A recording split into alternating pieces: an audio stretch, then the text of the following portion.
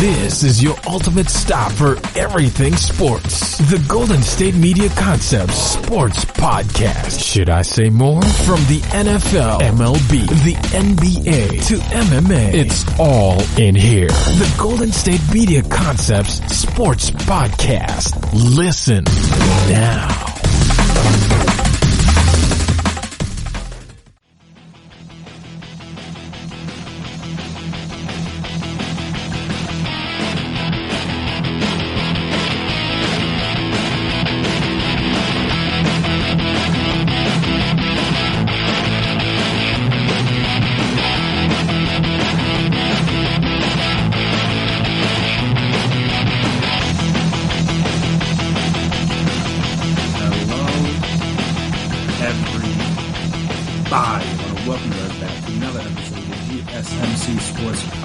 Presented by GSMC Podcast Network.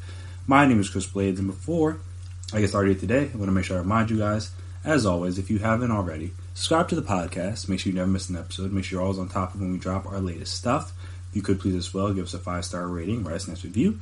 Very appreciated. Very helpful. See what you guys like, what you guys dislike, all that fun stuff. And also, if you're on social media, we're on social media, so you can find us there, Twitter, Instagram, Facebook. We can talk, we can chat, we can debate, we can discuss. And I must say, during this time in which we've had very little, well, not even very little, where we have no live sports to talk about. Honestly, up until like a couple of days ago, when the KBO decided to come and be broadcast over in North America, which, I mean, still at times where I can't really watch it, but hey, look, it's better than nothing. So, during this time, there has been one league that has been continually giving us content. And that did not stop on this Thursday night. Obviously, you guys are hearing this on Friday, so you would already have seen all the schedules. But, again, the NFL is still continuing as if it doesn't believe the season's going to be halted. I mean, there was a rumor before the release talking about, like maybe they're going to play like just inter-conference, or I don't know if that's the right word, but just like all your AFC versus NFC, because each NFC team plays like an AFC division, or each NFC division plays an AFC division, and then like I said, then obviously all the 4 teams play each other in some way. So we're talking about doing those games weeks 1 through 4 in order to, just in case things get pushed back, like, oh, you're good, you don't have to worry about missing anything, because then it's like, all right, those games are the least meaningful necessarily on the schedule. Obviously, they can create some good matches, but all in all, they're pretty like irrelevant to like playoff positioning and like stuff like that. So there was a report that was going to happen. Obviously, that's not the case. But with that not being the case, it pretty much locks in the fact that the NFL believes that they're going to start on time and with no interruptions. And while that may be very bold or brazen of them, if you will, at least it's consistent. I'll give them that. It's been very consistent. This is basically how they've operated the entire offseason. Like, they could have pushed back the draft. They could have delayed free agency. They could have delayed a lot of things due to the virus, because obviously many people don't think sports, as we know it, are going to exist in the same capacity come, like, September. But clearly the NFL and their owners and the commissioner and everyone involved is operating as if the season's going to go on in September without a hiccup. Now, I mean, it's probably going to be without fans, so there is that. But again, in terms of like games being played or games being missed or whatever, there doesn't seem to be an issue. And if there is an issue, the NFL supposedly has a contingency plan for that. This is reportedly from ESPN and Adam Schefter, I believe he reported this. But so the 2020 NFL schedule flexibility. If the season is delayed, early weeks could occur after week 17. Super Bowl LV, or 55, is scheduled for February 7th, but could be pushed back by weeks. Any week could serve as opening week, and every team shares the same bye week as their week 2 opponent. So, I don't necessarily know how that last one works, but I guess I guess it's just so it's not, I guess you should just make the bye weeks not unfair, but then I guess I think I think what's it called? I think like the Bucks and somebody else. I know there's some teams like a week 5 bye. And it's like, all right, if you miss the first month, then they're gonna miss, like they're gonna start with their bye. Like that'd be kind of trash. I'd be pissed if your season starts with a bye, then you have 16 straight weeks. That would not be fun at all. But again, we'll see with that if that happens or if it needs to happen. But like I said, it sounds like at least they put some level of thought into this, and they have a semblance of a plan or a contingency in place in case, and very likely, things maybe don't occur right when they're supposed to occur. I mean, yeah, better to be prepared than like have to, like I said, react. So I understand from the NFL perspective why that works. But on the schedule side, things came out pretty interesting. I mean, the first week's schedule has some very interesting matchups. We got Houston at Kansas City to open the season. Because obviously Kansas City, they won the Super Bowl. They're going to get the primetime opening Thursday night game. Houston, that's an interesting one. But I mean, it was the same thing in the playoffs. But it's like indirectly, I don't know, and this obviously isn't going how it's going to be built, but it might be how it's discussed on Twitter. It's the Mitch Trubisky Bowl, just for like 2 quarterbacks that the Bears could have taken in place of Mitch Trubisky, and then they wouldn't have had to trade for Nick Foles this offseason and not pick up his 5th-year option, because then they would have gotten, in theory, a better quarterback. Now, again, I don't know if... I think, yeah, Mitch was a rookie, was under John Fox. I'm not certain that Patrick Mahomes excels under John Fox as a rookie, but at the very least we know he's more talented, so eventually that would have played out, and obviously with assuming... No, I wouldn't say assuming, but hypothetically speaking, if they would have still gone the Matt Nagy route, like he's a disciple of Andy Reid. He's not, again, as good as Andy Reid is, but at least it's a similar type of offense, so he could have maybe had, this is, like I said, not the same, but a similar level of success with the Bears. And Deshaun Watson, I mean, I think that as his college coach, Dabo Swinney, coined him the MJ of football, which, I mean, it's probably a little bold for that. But at the same time, I feel like he could have, but he's a type of guy that can excel anywhere. Not that anybody doesn't need a good coaching staff and a good scheme and stuff like that, but I feel like he would have been fine in most places. Like I said, I don't think he needed as much refinement coming into the league as Mahomes did. But yes, you get that week 1. You get Tampa at New Orleans as like I think that's the 4:25 Fox game of the week. So Brady opens his tenure in New Orleans. I believe it's in tenure, I should say. In Tampa at New Orleans. I believe it's at New Orleans. I have to double check that, but I believe it's at New Orleans. So yeah, I mean that's just right off the bat, just get it going. Like, hey, look, Tom, if you want to win this division and want to get to the playoffs, you have to beat the Saints at least once, if not maybe even twice. So hey, like, might as well just get it out the way. And I mean, it works for the Saints because again, they're a team that's been built very well, and they obviously have a lot of, like, generally speaking, a lot of pieces. The only really piece they really have to add in is Emmanuel Sanders, at least at offense. I know defense, I know they lost Von Bell, but I think they'll probably be alright on that end. But yeah, so then, like I said, just get it jumping from the gate, and I appreciate that. Just like I said, and if this is going to be probably the battle for the division is going to be between Tampa and New Orleans, why not just start it off right and have them play week 1? Also on the week 1 docket, we got the Cowboys helping open, I think it's SoFi Stadium in Southern California, against the Rams. No, yeah, so yeah, just to backtrack a quick second, it is in New Orleans. But yeah, so then you got the Cowboys at the Rams on the Sunday night game. Interesting matchup, because again, the Rams are going to look a little different. No Todd Gurley, no Brandon Cooks. They've had a lot of departures. I know they don't have Dante Fowler anymore. They don't have Littleton in the middle. So, yeah, like I said, you just see what the updated version of the Rams look like, obviously, without some of their higher price people. Obviously, you still got Jared Goff, you still got Aaron Donald, Jalen Ramsey, Cooper Kupp, Robert Woods, stuff like that. Or players like that, I should say. But again, going to look at least a little different without Todd Gurley.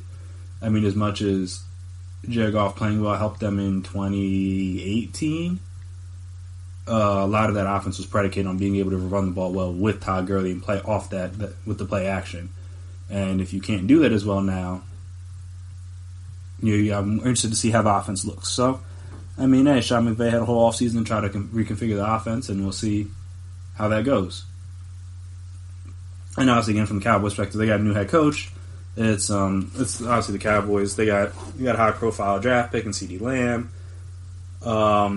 And just like they knew that they're a team that they travel well. You want to, if you're going to have the Rams open up a stadium, you don't want it to be like an awkward opening. You want it to be like a big thing, because it is a big thing for the Rams. And then also you want to bring in an opponent where, at the very least, if there's not a whole lot of Rams fans per se that show up, there will at least be a lot of Cowboys fans, because again, Cowboys travel very, very well. So don't got to worry about that. So then you got that. That's a Sunday night game, I believe. And then, oh yeah, it is a Sunday night game. And then you got the two Monday nighters. You got Pittsburgh at the Giants, which is interesting. The Giants giving them opening Monday night game. But I mean, two big time franchises in the history of the sport, two prime markets. So it makes a little bit of sense. In the late game, we get to witness, or get to be witness, I should say, to the new and improved Drew Lock show with Denver playing Tennessee on the later Monday night game in Denver. But yeah, I mean, Denver went all their way this offseason, or went out of their way, I should say, to stock Drew Lock with weapons and give him, they brought in like the draft 2 receivers, brought in another tight end, helped out the defense via trade and stuff. So, I guess we're going to see, just like, hey, is Drew Lock ready? And also, I guess they kind of, on the flip side of that, to see if, I mean, again, one game is not the be-all and end-all, and this is, again, assuming this week 1 even goes down, but just to see, like, hey, was Tannehill the right choice? And again, you're not going to decide that off of one game, per se, but I mean, they gave him big money. You would obviously want to see him go out there, primetime game, open the season, and not lay a stinker. So we'll see how that goes. But yeah, no, definitely some interesting games there for that week 1 situation. The Monday Night Football slate this season is a lot better than it had been in years past. Week 2, you got the Saints traveling to Las Vegas. I think that's the Raiders' first home game. You got Chiefs Ravens week 3. You got, what else you got? You have Ravens Browns on Monday night. You got Vikings Bears on Monday night. You got Seahawks Eagles on a Monday night. You got maybe this could potentially be a sneaky good win, Cardinals at Cowboys, just because the Cardinals should be improved. Obviously, Kyler made some steps and throughout the season last year. We'll see if they can improve on that. And also, I think I'm pretty sure he's from Texas. So that'd be him going back home playing in Jerryville, which I imagine he's had some good times there. Obviously, I know he didn't lose that much in high school, so I imagine he played there at least once, maybe won a state championship there. Or just had some fond memories there. So you got that. So yeah, because normally the Monday night slate, especially last year, was a little shaky. And granted, it's all beginning of the season. You don't know who's going to be good and who's going to be bad yet. But that slate's good for some Sunday night games. You got Green Bay versus New Orleans week 3. You got Philly San Francisco week 4. You got Dallas and Philly. You got the Rams and the 49ers on Sunday night. You got San Francisco and Dallas on a Sunday night. You got, again, Tampa and New Orleans on a Sunday night. You got Kansas City and the Rams. Obviously, that was a big Monday night game 2 years ago, so we'll see if they can kind of help recreate that magic. You got the Chicago and Green Bay. Obviously, they always play a Sunday night game. So, like I said, you got a very, very nice slate of primetime games. And speaking of primetime games, there are 5 teams that got 8 of them, and 2 of them being the Bucks with obviously the Tom Brady effect, And you could say the Patriots, also the Tom Brady effect, just to see. And I mean, I'm not sure how good the Patriots are going to be. I wasn't that big of a Jarrett Stidham fan when he came out. But hey, maybe Belichick knows something I don't. And obviously the defense should still be fine. But I'm just surprised, if you will, that they gave them so many primetime games. Especially this season. Maybe after, if they had a good season, and then next year they want to give them a lot, okay, cool. But I guess they're going to, and I mean, it's all narrative. They're going to play up the,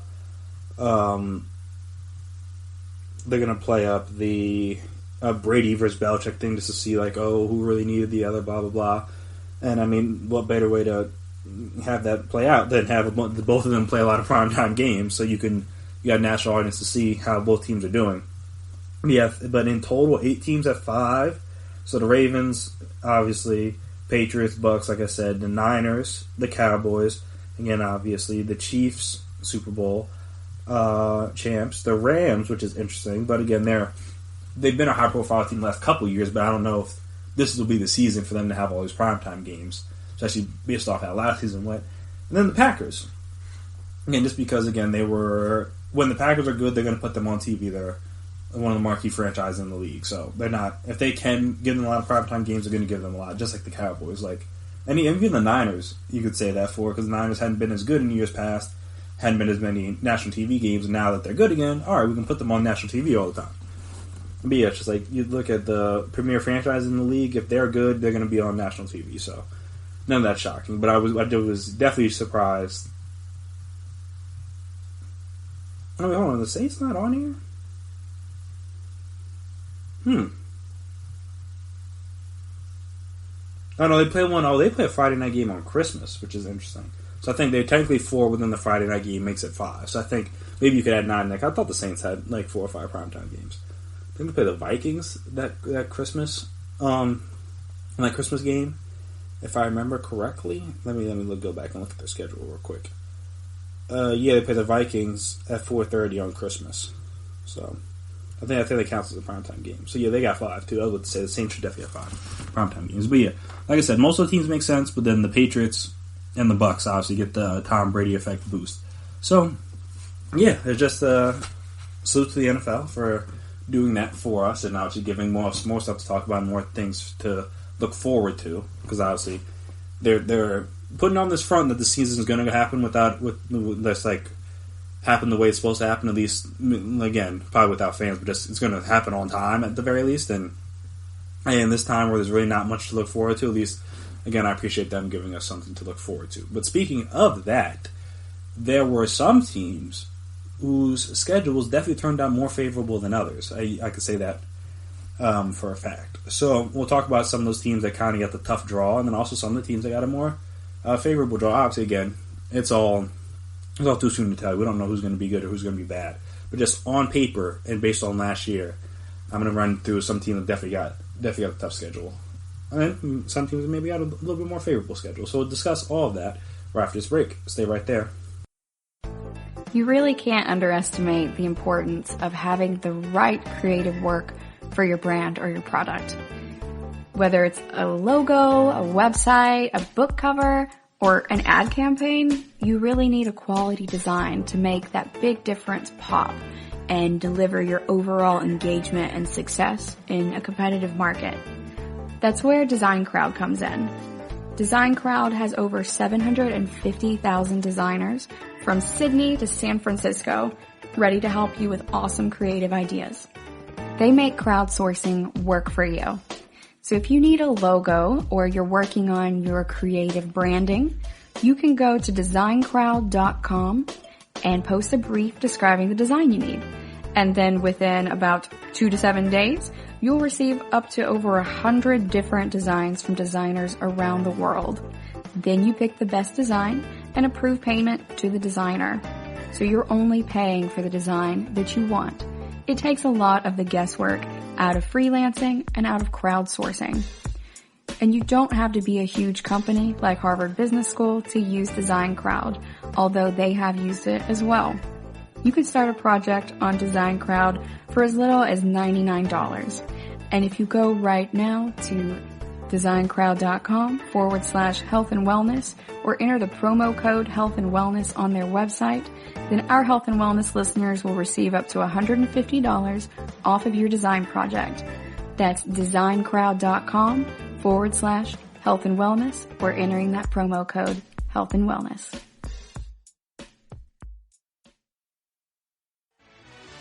Are you looking for the very best NFL and college football podcast? Then check out the GSMC Football Podcast. Get the latest football news both on and off the field. From the NFL Draft to trades to the rumor mill to the NFL Combines. They got you covered. That's GSMCpodcast.com/football-podcast. Get updates on college rivalries, game day insights, and much, much more. It's football talk the way you want it. This show eats, sleeps, and breathes football. Don't forget to like them on Facebook and follow them on Twitter. Visit GSMCpodcast.com for more info.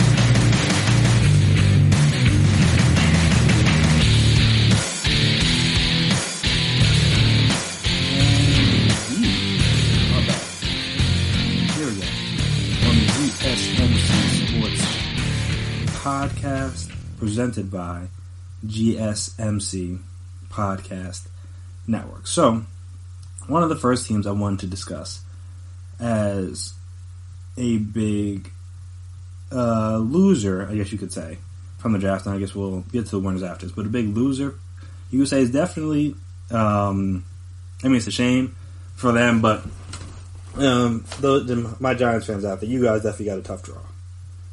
Not going to lie to you. So you start off the season, again, on Monday night, primetime game, first game of the season, first game of the Joe Judge era. You got to get the Steelers. Now, that might be a good time to get the Steelers because Big Ben, having not played all season, well, maybe a little rusty. But again, that defense is still going to be solid, I think, at least on paper. And then you got your new tackle, probably Andrew Thomas, assuming he starts, which, I think he would, of going up against TJ Watt and Bud Dupree on the outside. Depending on which side he lands up on. I deal with that. Got to deal with Minka roaming around in the back. And then, like I said, there's the boost from having a Big Ben back. Because obviously they had very spotty at best quarterback play last year. The Steelers did. Or if they had that better, they'd probably make the playoffs. But yes, then you got to get that to open up. Again, it's at home, but you get that. Then you go on the road to the Bears, week 2. Better than going to the Bears and going to Chicago in December. But still, a tough matchup. Get the 49ers week 3 at home. Then fly cross country to face the Rams week 4. I guess it's not really cross country, but then you got to go back out. I guess, west, but in the central part of America to go to Texas to play the Cowboys week 5. This is really when it gets tough. So they play 5 division games, the Giants do, in 6 weeks, with the Cowboys, Washington, Eagles, 2 of those being on the road, and one of those being a Thursday night game on a short week, after, again, playing a division game, when all division games are tougher, no matter how good or bad. And, again, the Giants, on paper, aren't the best team in the division, so even the Washington game isn't going to be easy for them, especially when it took them to overtime, at least in the second game, to beat them last year. So you got that. Then you get those 3 back to back to back. Then you get a week off. Whoop-de-doo.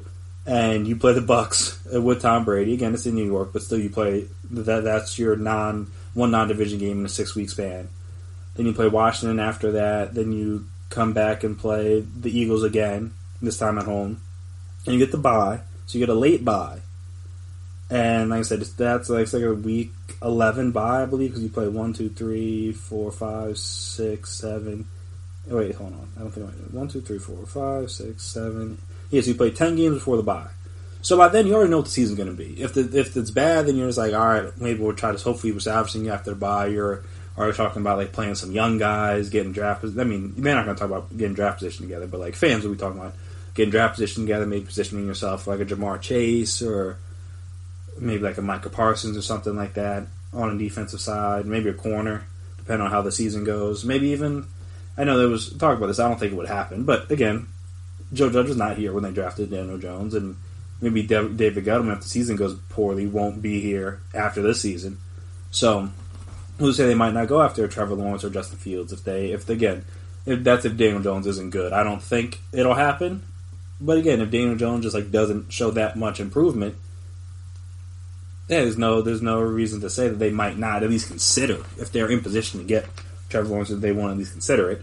So you get then you got a late bye, then you come out the bye, play the Bengals, which, I mean, they're not that good, but you're getting Joe Burrow much later in the season than you would be, again, if you play in like week 2, week 3. Now he's more comfortable with the NFL. Normally rookies get better as the season goes along, so you're getting him later in the season. Though, I mean, hey, you never know. Both sides, he could be banged up. That's the only bad thing about playing games later in the season. You don't know who's going to be healthy and who's not. At least week 1, week 2, potentially even week 3, you have an idea of like, all right, our team should be like relatively healthy. By like week 11, week 12, you're just like hoping. So we'll see how that. Then after that game, and that's in Cincinnati, then you got to go to Seattle, which, I mean, winning in Seattle as a non-division team is always tough because like the crowd noise and always Seattle always like some weird stuff always happens. It seems like when you're in Seattle. So you do that, then you come back home, you play the Cardinals, who again should be at least a little bit better than they were last year, and they already beat them in New York last year. So that's not going to be easy game. Then you get the Odell's return to New York, which, I mean, the Browns, again, assuming he's healthy and the Browns are at least having a decent season, even if they're not, they're going to want to try to show out for their boy, I would think. So he's going to try to dominate, and they would try to dominate that game to kind of stick it to Gettleman. Then you play the Ravens week 16, arguably a top 2-3 team in the league, based on, like, obviously last season. Then you close the season out with the Cowboys, who, best case scenario for the Giants, they're resting and they're playing nobody. Or worst case scenario, their season doesn't go that well, and now that game actually means something. So their schedule was definitely tough. Now that 5-division game in the 6-week span is rough, especially when you throw in the 6th game is Tom Brady and the Bucks, which isn't going to be an easy one. I mean, it was hard for them last year down in Tampa, and that was with Jameis out there. And this is obviously not Jameis. So, but I mean, again, I still do believe people are overrating the Bucks a little bit because Tom Brady wasn't that good last year, though he should be markedly better with Mike Evans and Chris Godwin. But maybe he's just getting old. That's still a possibility. So they got a tough schedule. The Jets got a tough schedule. So a lot of potential losing going to happen in New York next season. Just because I don't know how much better per se the Jets got. I mean, obviously they went out. Drafted a tackle, they signed a bunch of linemen, so in theory they should be better, but you don't really know. And obviously with no real offseason, the linemen, just like receiver and quarterback's chemistry, 5 guys blocking and cohesion, picking up stunts and picking up twists and getting blitzes protected up and stuff like that takes time and chemistry to build. And when, like I said, with no offseason to have them to be able to build that chemistry could be a problem, at least early in the season. So you got to deal with that. Their receiver situation is definitely shaky. And then the defense, again, some guys back. I know C.J. Mosley missed a lot of the last year, so getting him back. They haven't traded Jamal Adams yet, so that's good. Corner, I guess they should be a little bit better there, but you never really know. But again, their schedule starts out with the Bills in Buffalo. Not great. Again, seeing as the Bills may be the privileged favorite in that division. Then you go play San Francisco, even though it's at home, so San Francisco, and we were in the Super Bowl last year. Play the Colts, who knows, but if Philip Rivers isn't terrible, could be good. Then they play the Broncos, I should say, on Thursday Night Football. Broncos should be better. They get the Cardinals after that at home, but again, I don't think the Cardinals are going to be that bad. The Chargers might be a winnable game, because I don't know who they'll be starting, though that defense is still going to be solid. Play the Bills again, then you play the Chiefs. Have fun. After the Chiefs, you get the Patriots for the first time, and obviously they've had a lot of struggles with Belichick, especially Sam Darnold and that whole seeing goat situation. And you play the Dolphins back-to-back with the bye week built in. So that's weird. But again, even the Dolphins should be a little bit better. Play the Raiders, who could be a winnable game for them. Play the Seahawks. That's going to be tough, especially in Seattle. Play the Rams in LA. It's going to be tough. Then you play the Browns either on a Saturday night or a Sunday in New York. But again, still didn't go that well for them last year. And then you end the season with the Patriots. Like I said, not the worst schedule in the world, but it's definitely if the Jets start out rough, there's not really a good patch for them to like, all right, this is where we could pick things up until like maybe November. If the Patriots and the Dolphins aren't that good, maybe even the Raiders, and like, all right, November we could hit our stride. But if you start out rough, like if you start that first three, if you start like 0-4 or 0-5, it's like there's not really a good spot to be like, all right, let's make things up here.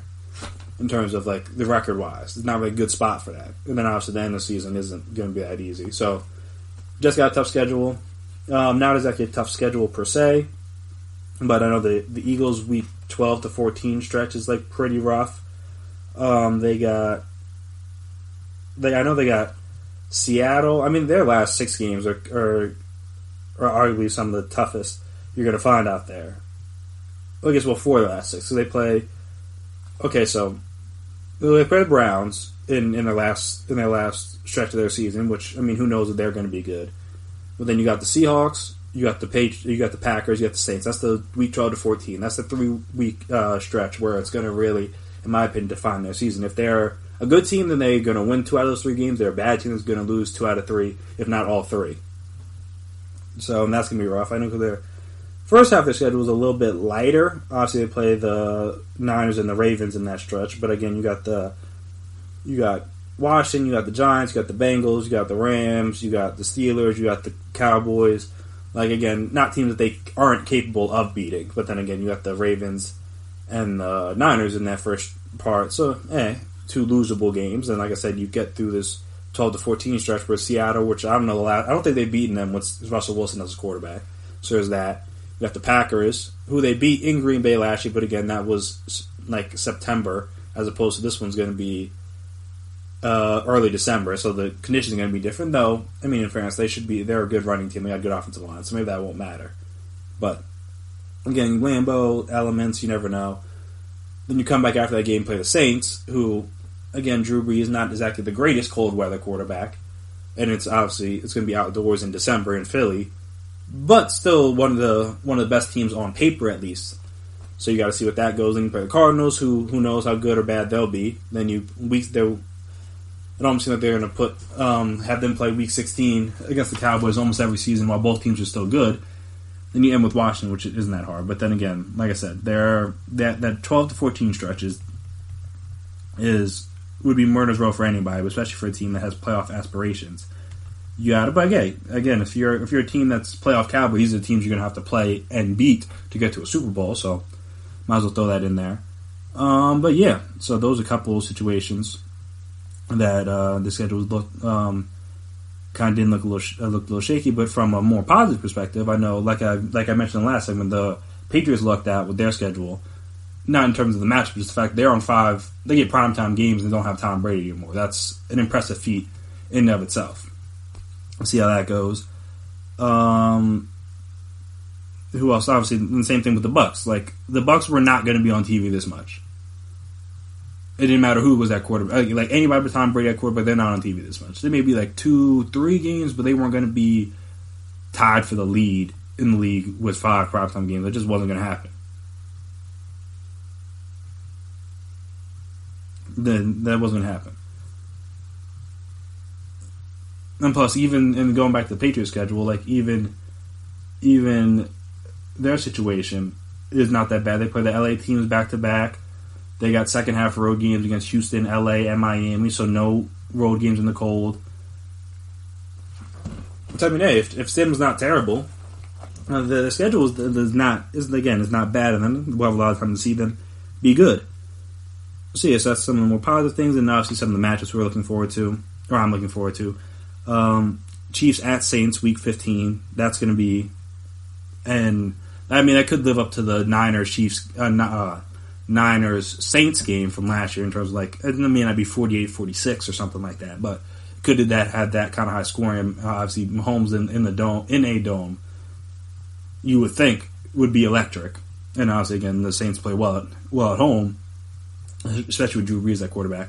So, I mean, that's going to be a great game. Obviously, Chiefs at Ravens week 3, just because we didn't get to see that last year in the playoffs. But, I mean, you got arguably the two best, or probably the two best young quarterbacks in the league, maybe even the two best quarterbacks in football, period, with Chiefs and Ravens. And you get them early in the season. Like, I mean, in the game they played last year, early in the season up in Arrowhead, that was a good game. Obviously, the Chiefs were able to pull it out, if I remember correctly. But then, again, you get that early in the season. Then obviously, like I said, Buccaneers at Saints. That's definitely a big one on everybody's schedule. Maybe both matchups, Buccaneers Saints, but obviously especially the week 1 matchup. And then obviously if you're a Cowboy or an Eagles fan, both of those games are always kind of big time, especially when you have the one later in the season, week 16, where that could very well be for the division. So you got the extra added pressure to that game, and you got to see if your team is who you think they are as a fan. Then they're going to show up and they're going to play well. If they're not, then that game may not be of importance to them by the time it comes around. But yeah, just the recent schedule was always a fun time. I mean, in all sports, but especially in football. Just because, again, every team's more or less optimistic. Like, the bad teams are, like, maybe a little bit more pessimistic, and the good teams, quote-unquote, a little bit overly optimistic about their prospects for this coming season. But, like, you could go around. I guarantee you majority of fan bases, majority of fans out there are going to be like, oh yeah, my team's going 10-6, 11-5. I know the Saints fans were talking about, I saw on Twitter, they're like, I don't even know, like, we might lose like 1, maybe 2 games, which I mean, they honestly might, but I'm saying they're not even like that worried. They're like, we don't got no rough stretches, nothing, and it's just like, hey, it's always funny to play that game now and then look back on it later, because, I mean, at this time last year, no one thought the Niners were going to be where they were. No one. I mean, people thought the Ravens could be not bad, but they didn't think they were going to be where they were. The Chiefs obviously were going to be the Chiefs, but like a lot of teams can surprise you. Like I said, you're like teams that maybe penciling as the Broncos in as a win, maybe in for a surprise. Teams penciling in the Cardinals as a win, maybe in for a surprise. I mean, those are probably my 2 biggest like potential risers this year. Maybe teams penciling the Giants as a win or Washington as a win could be in for a surprise. I mean, the Washington's defense should be better under Ron Rivera. See how Haskins improves. And then if they can get more time for Daniel Jones and better blocking for Saquon, the offense isn't terrible. Defense still probably leaves some to be desired for the Giants, but the offense isn't terrible. So it's always just funny to look back and kind of think about like oh, everybody thinks they know who's going to be good and who's going to be bad. And generally speaking, on paper you can tell, but again, once the season starts, all bets are off. It's a free-for-all. And I mean, there's a team every year, it seems like, goes from last place to first place in their division. It makes the playoffs. As like I said, the Niners did that and rose to a Super Bowl. So, like I said, there's always surprises, and there's always so it's just like I said, it's always funny just to hear fans talk when the schedule gets released. Because again, everybody knows their team's good. Everybody knows which games they're going to win, which games they could potentially lose, blah blah blah. And then you get into season, and then things may not go exactly as you had thought, or maybe as you would have hoped for as a fan. And then it's just always funny to like look back on where you were at this time. Because again, schedules that may look easy may turn hard, and schedules that may look hard may become easy once the season starts. Again, this is all based on last year, and like I said, last year doesn't carry over to this year. And generally speaking, in football especially, it's a year-to-year league. Teams that were good become bad. Teams that were bad become good. It happens all the time. Most other sports, it's like fairly consistent. More or less, obviously, there's some surprises here and there, but more or less, there's more consistency year to year with NFL and football. Like, the best teams usually stay the best. Like, obviously, the Patriots have been good for 20 years, but most of these other teams, they kind of fluctuate, come and go, depending on the season.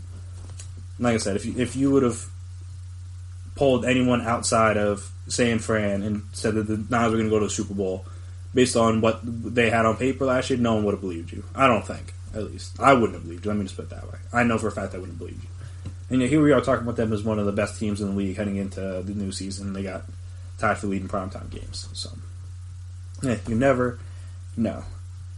And speaking of thinking you may know, the MLB seems to think it has seems to think that there is going to be baseball to be played sooner rather than later. They're already putting plans in place for how it's going to happen. So we talked about it a little bit, obviously on previous podcast episodes, but now it's a little bit more definitive. It's a little bit more finalized. We have like set dates and parameters and stuff like that. So we'll discuss the MLB's like ready to play policies and stuff like that, guidelines, I guess you could say, after this next break. Excuse me. So stay right there.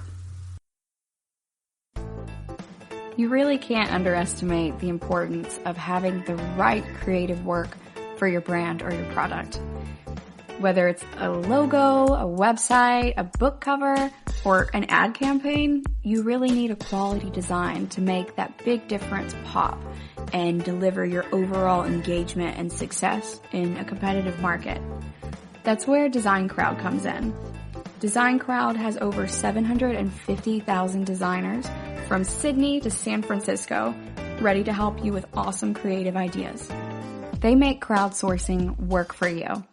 So if you need a logo or you're working on your creative branding, you can go to designcrowd.com and post a brief describing the design you need. And then within about 2 to 7 days, you'll receive up to over 100 different designs from designers around the world. Then you pick the best design and approve payment to the designer. So you're only paying for the design that you want.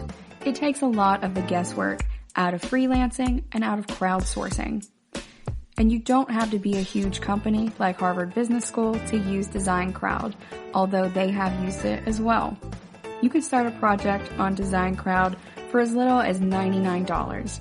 And if you go right now to designcrowd.com/health and wellness or enter the promo code health and wellness on their website, then our health and wellness listeners will receive up to $150 off of your design project. That's designcrowd.com/health and wellness or entering that promo code health and wellness.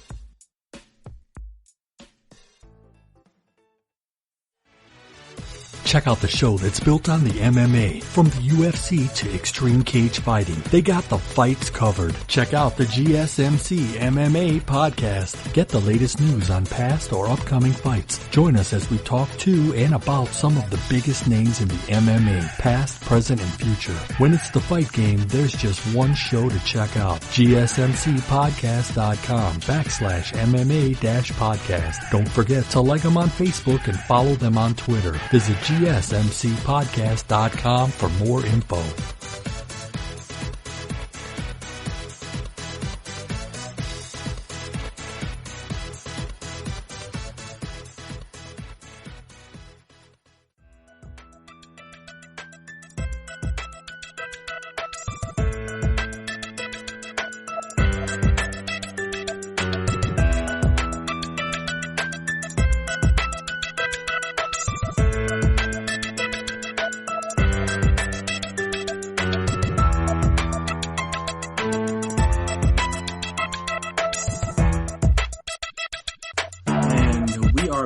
Here again on the GSMC Sports Podcast presented by GSMC Podcast Network. So, as reported by Jeff Passan of ESPN, the MLB's return to play proposal is expected within a week, according to his sources. So the MLB, like I said, expects to offer a return to play proposal to the MLB Players Association within a week, as teams have been encouraged. Teams have begun to encourage players, I should say, to prepare for spring training that could come in mid-June and a season that could start in early July, sources familiar with discussions told ESPN. Although a significant number of hurdles still remain, and some people believe that June and July returns potentially may be optimistic or overly optimistic, ownership approval of the plan and dialogue about specifics with the unions would mark two vital steps towards baseball's return from a season so far delayed 6 weeks by the coronavirus pandemic. General managers and managers from at least a dozen teams have reached out to players to suggest that they ramp up baseball activities. Those familiar with the conversations told ESPN. Some teams have suggested that players prepare for spring training that begin as early, like I said, as early as June 10th, and a season that could start as early as July 1st. Dates first suggested publicly by former player Trevor Plouffe. I think it was a pitcher. Don't know if I pronounced that right. But yeah, other teams, sources say, are being more general, I should say, in their timetables, understanding the complications that hard dates can cause, and wanting instead to nudge players towards being engaged as opposed to being like, hey, get in shape by this day, because things could change. You never really know if it's even going to go off the way they think it will. So no need to, like I said, get everybody's hopes up, and obviously then have it get shut down.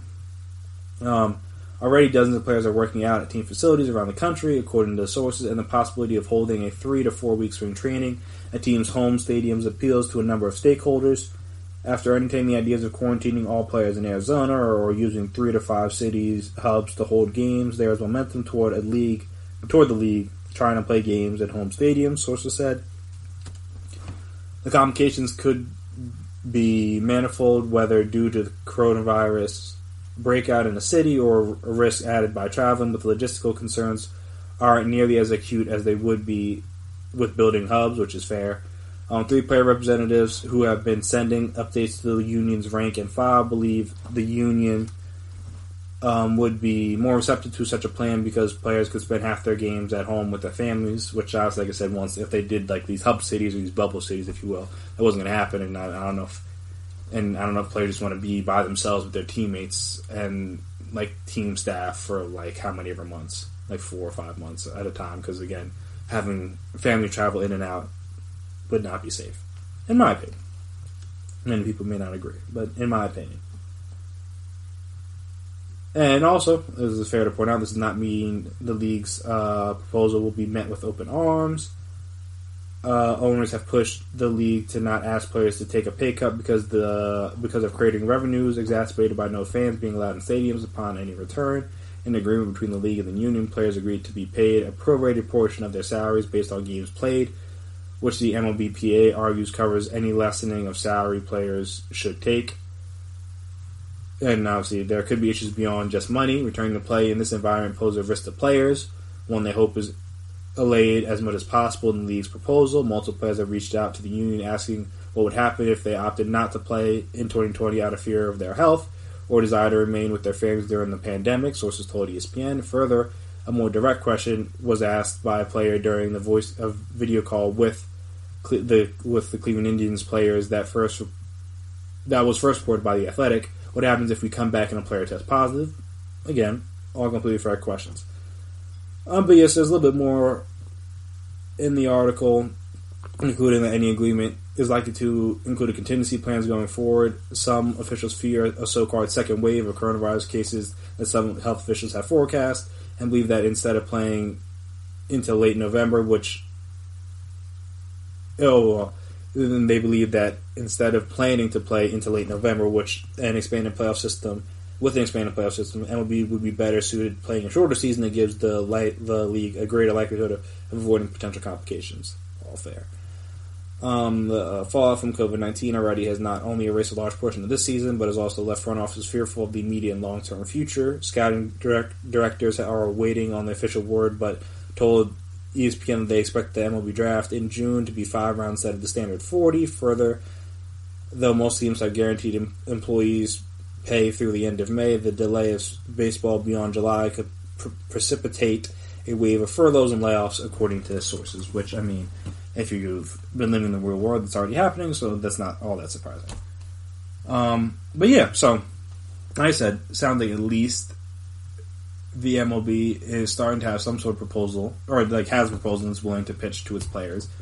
But I will say that some of the player questions are questions I've had, and also questions I'll get to that some NBA guys have in terms of returning in the next segment. But yeah, it's just that, like, what happens if something happens?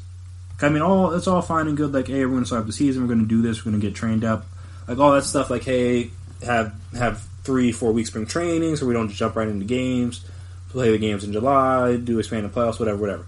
All that is fun and good. But what happens if a guy's like, I don't think it's safe yet?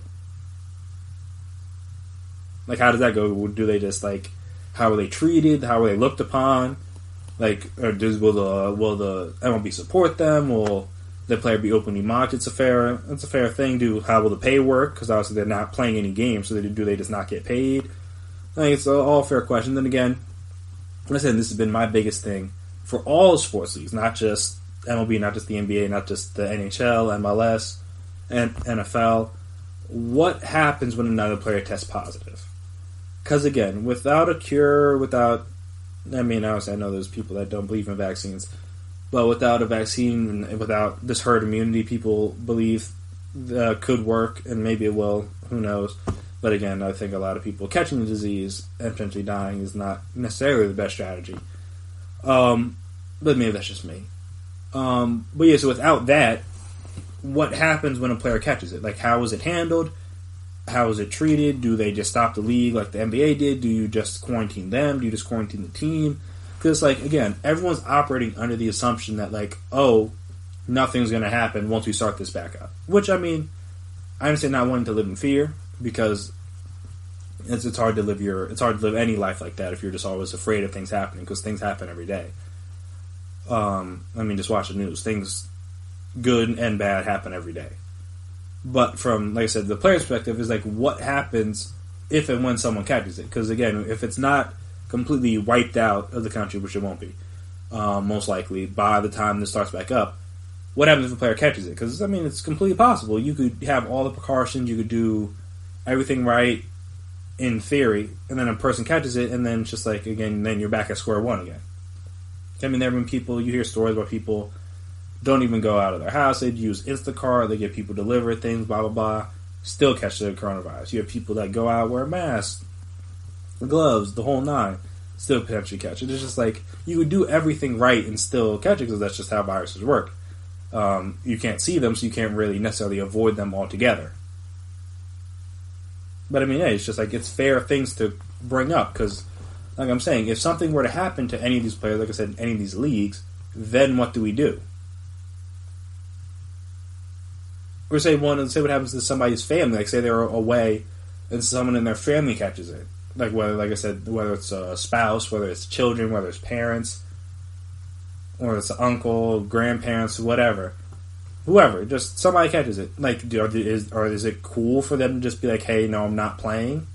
Like I said, same thing, will they be mocked? Will they be ridiculed? Will they be shunned? Like, will the MLB have their back?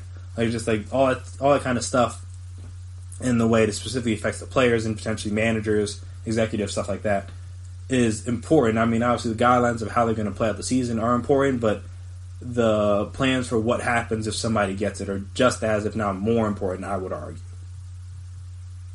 Because again, I having a plan to play out the season, beautiful, perfect, you should. I completely accept that. But you also need to have a plan on if you need to have a best case scenario plan, which is that nothing happens and no one catches it and you guys luck out and you can play 100 or 80 or how many ever games plus the postseason.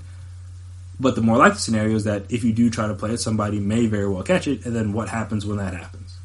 So like I'm saying, not to say that the MLB and like the people drafting up this proposal haven't already thought of that, but from a player perspective, those would be my questions. Like, hey, what happens if X, Y, Z? What do we do? Do we have something in place? If I don't feel like playing, what do we do? It's just like, oh, well, what will be done? I just said, no, what will we do? Because the MLB doesn't really necessarily have to do anything. But what will be done if I'm just like, yeah, no, I don't think it's safe? Again, all completely fair questions, all questions I've brought up in some way, shape, or form, whether or not on this podcast or just in life, having conversations with people or on Twitter or whatever. And I'm saying that's just the danger with the virus, that we still, to this day, don't really know 100% how it really works. Because, again, different places will tell you different things, which is the problem. There's no, like, I mean, you may think you have essential, but then you can go over here, hear something else, go over there, hear something different. It's just, that's all. There's a lot of information, which is good, but there's too much information, which is bad. In terms of that, there's good, like, there's information that can be misleading or misinformed or misinterpreted, and then there's like the good information, necessary or quote unquote good information. But it's hard to, like I said, you gotta decipher where the good information is coming from. Like, is this from a reliable source? Is it from an unreliable source? Is it from people and reporters or outlets that I can trust? Is it from just something I saw on Twitter that I heard somebody say one time? Has this study or has this drug or has this practice been tested, or is it just like it worked for one person, so that means it's not going to work for everybody? It's just, like I said, there's so much information out there. It's just hard to keep track of. That's what I'm saying. It's just hard to... I couldn't imagine trying to run a sport or run a business or anything right now because there's so much uncertainty with everything. Even this, like I said, there's still states that aren't going to be open. I know Oregon just said every sporting event is going to be... I mean, there's no baseball teams in Oregon, just near Oregon, because you got the Mariners. Because there's no Portland. There's no Portland baseball team. I'm 99% sure. Please correct me if I'm wrong. But yeah, they just said that like basically all sporting events are canceled through September, if not past that, or should be either like should be canceled or should be like again changed, like in terms of the capacity in which it happens through September. So I'm like, what's to say that that's not going to happen in other states? And then what do you do? Like, what if there's states where it's like, yeah, no, we're not doing this. Then what? What do you do? Like, how does it work? Like, what happens? And with that, so I'm saying it's still, as much as I and many of us out there and many people listening to this want sports to be back in whatever way they can be back, again, we got to make sure everybody's safe because the last thing we want to do is be shut down again. And then now we're stuck out here with more downtime with nothing really going on. Because not like, even there's going to be like new shows or stuff to watch come the fall. Because everything that would be taping now isn't taping or isn't filming. So now we're just going to be watching reruns of even more shows. So it's just like, yeah, so it's bad. But, like I said, it's good that people are starting to have plans. And people starting to have plans, people starting to ask questions. And speaking of questions, an NBA player and an NBA owner, because I believe there's supposed to be a conference call with all players to kind of air out their grievances on Friday, but before that, a couple, like I said, a player and an owner are openly kind of wondering how this stuff would work, and we'll also talk about who those people are, what their questions are, and how it could potentially affect the return of the NBA and maybe even other sports that they're kind of going to follow the NBA's guide on this, because obviously a lot of sports follow their guide in the beginning, or follow their lead in the beginning when they shut everything down. So we'll discuss all that right after this break. Stay right there.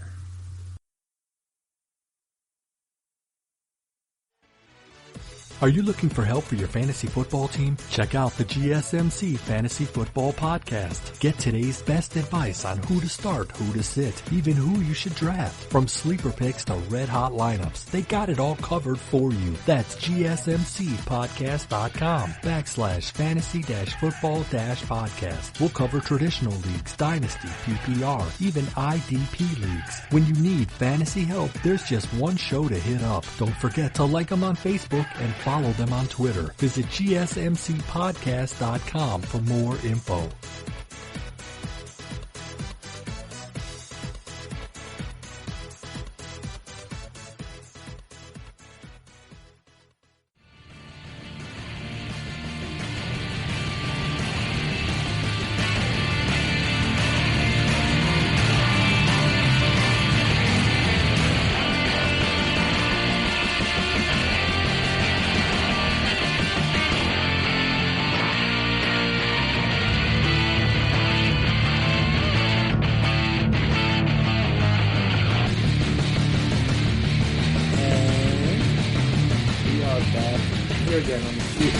Sports Podcast here on the GSMC Podcast Network.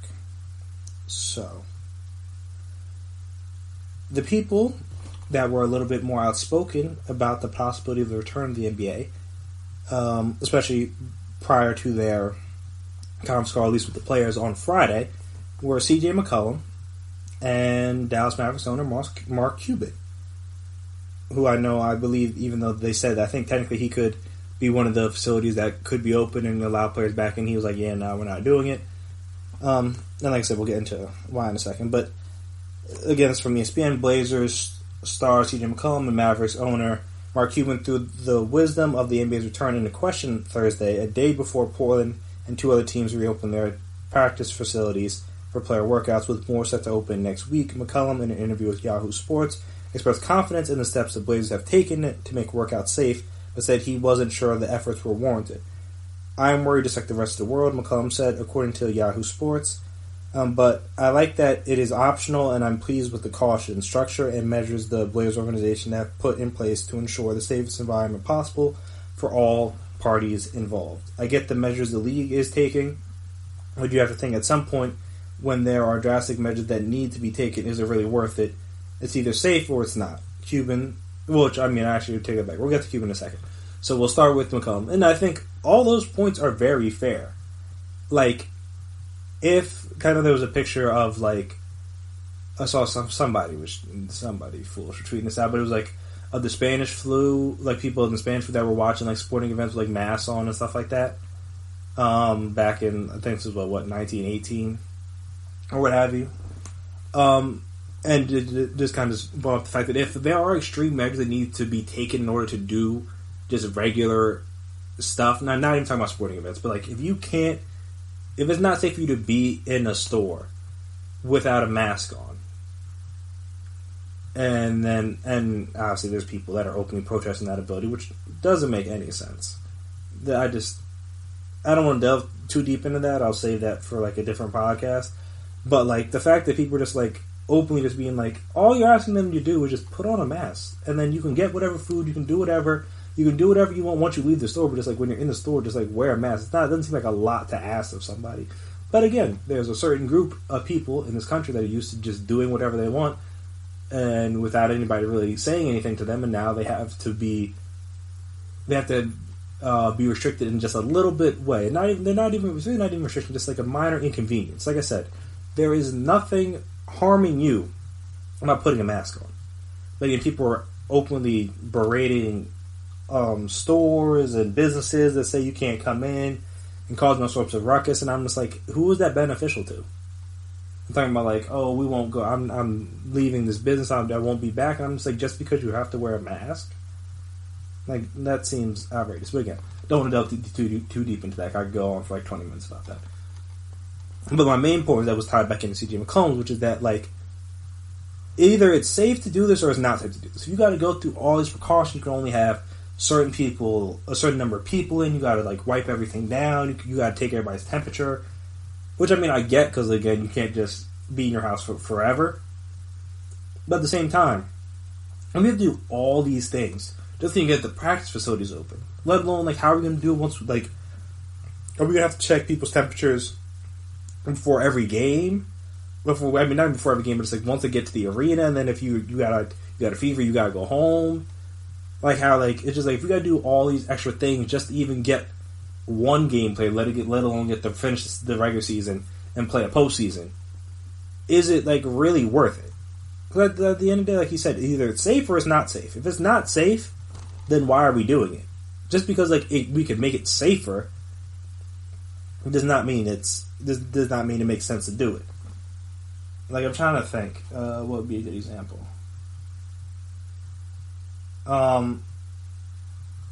I don't know. I usually have good analogies. I can't think of anything right now.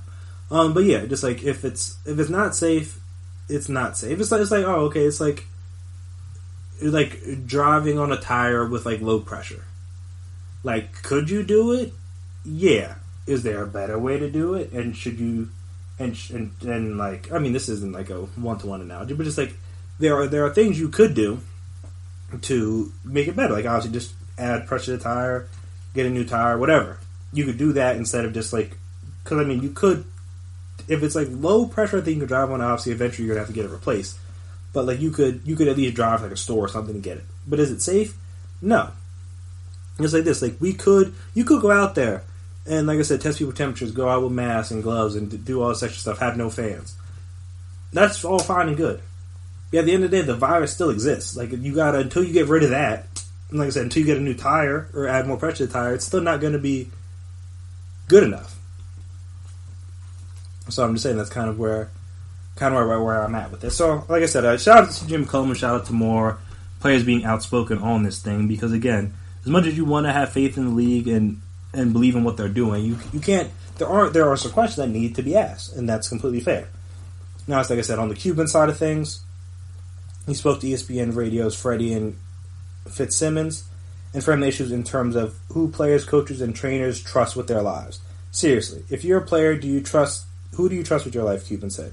If you're a coach or a trainer or anybody for that matter that's essential person enough for getting something back together, do you trust the hotel that we're going to stay at to keep everything safe, the technology they're using, the protocols they're using? Who do you trust with your life, Cuban said. That's a big question to ask somebody, but we all make decisions like that every day. Do you stay in? Do you go out? What do you do? Where do you go for your groceries? All these things. How do you do it? McCollum, again going back to McCollum, also downplayed the urgency of players needing to get back in the gym. Let's be honest, man. It's not like it'll be the first time players got gym access outside of team facilities. Some people have been working out, if we're being honest. The NBA and the NBA Players Association are scheduled to host a conference call, like I said, on Friday to field issues and address concerns. The Blazers, Nuggets, and Cavs are expected to reopen facilities on Friday. The Kings are supposed to open theirs on Monday, and then obviously more teams to follow. And then, like McCollum finishes up, is the issue is you can go to your practice facility, but there's all these stipulations. You can't use certain stuff. You can't do certain stuff. And I talk about you might have to be 12 feet away from the strength coach. How are you going to be 12 feet away? How are you going to lift 12 feet away from somebody? I said, especially if it's a strength coach, they're supposed to help you with exercise and maybe spot you. Like, you can't. They need to be right up on you. So either they got to wear a mask or they got to do that, or like I said, you can't have them in there. But, I mean, the Cuban thing was maybe a little bit over the top or a little bit hyperbolic. But at the same time, it's a fair point. It's like, do I trust not just the league, but just everyone involved to do right? Because, again, not everybody feels the same way on this topic. There are a lot of people who are openly, like I said, protesting, or going about it like, oh, the situation's not that serious, we need to just have herd immunity, just like let everybody go out and just do stuff, everybody will be fine, and if like people like perish from the disease, like, oh well, stuff happens, basically. There are people that think like that. There's people that maybe think a little bit more cautiously, like, look, I don't want to risk my life or the lives of those around me, or my family, or my friends. Well, maybe not friends, you're not really seeing them like that, but my neighbors, people like that. I don't want to risk it just so we can potentially play a couple more games. And so I get where Cuban's coming from. It's like, who do you trust? Like, do I trust myself and my family? Do I trust this random hotel we'll be staying at, or this place or that place? I mean, as we saw just this last, I think it was a couple of days ago, it might have been Wednesday, that the subway system in New York had to shut down for the first time in 115 years to like do a thorough deep cleaning. Because obviously they were cleaning the stuff, well, maybe not as much before this pandemic, but during the pandemic they were cleaning the stuff, but they weren't stopping the service. Now, like, Wednesday was the first day they officially stopped the service, so I think it was from like 1 to 5 in the morning, just to like thoroughly clean all the cars. And as I said, that's a new thing. Like, do I trust that everyone's going to be willing to go to those extreme measures in order to make sure it's safe for me to be out here doing stuff? And like I said, there has to be all the stipulations, all this stuff, just to even go into the practice facility. And then once you're in the practice facility, you got to do this, you got to do that. You can only have this many people, you can only have that many people. If you got to go through all these things, is it really worth it at the end of the day? Now again, I'm a person that wants to watch sports, so I would appreciate it if there was sports to watch. But at the end of the day, I don't want it to risk the health of these athletes, because there's more to. It's not the sport. This is going to be the last season of sports, or this is the last year of Earth, hopefully. I mean, we don't know with the global warming and a lot of crazy stuff's happening. So who really knows at this point? But assuming there's going to be another year, that means there's going to be more seasons, there's going to be more games and stuff. Like, it's not just going to end if things can't pick back up at this point in time. And like I said, I get it. It's like, you can have all these stipulations, and like I said, different countries are beginning to open things back up and try to do different things.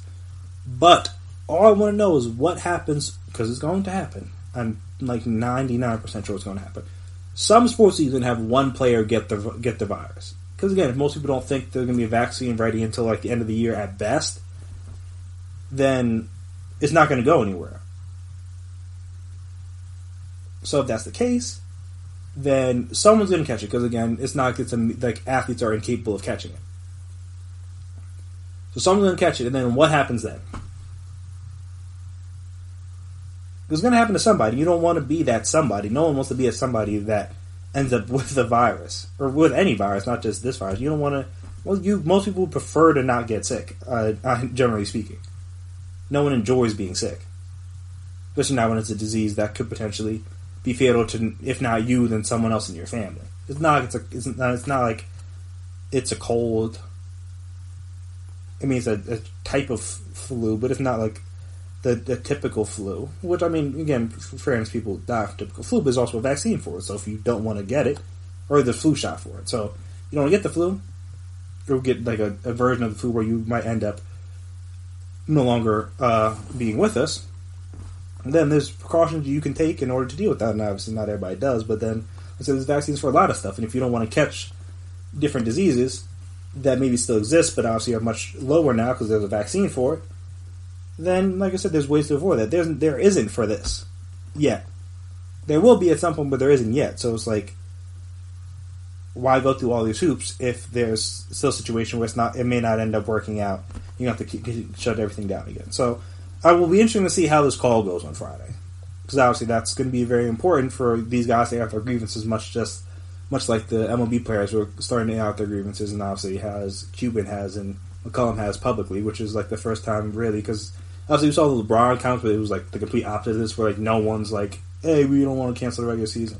And I mean, obviously I get it, because like the Lakers may win a championship, or were on their way to potentially winning a championship this year. And like I said, LeBron's not past his prime per se, but like again, he's getting older, so he wants to maximize every year that he can. So from his perspective, I get it. And also he's got to put on the strong front. He's like the face of the NBA. So if he's being like, I don't think it's going to work, then who everyone else is going to think that way. But at the same time, that doesn't mean that he can't have his own personal grievances or his own personal questions for Silver and for the people involved. Just be like, hey, what happens when XYZ happens? What do we do? How do we handle it? How do we handle this? How do we handle that? That's what I'm saying. It's good that they're having this call on Friday, but I'm interested to see what comes out of it.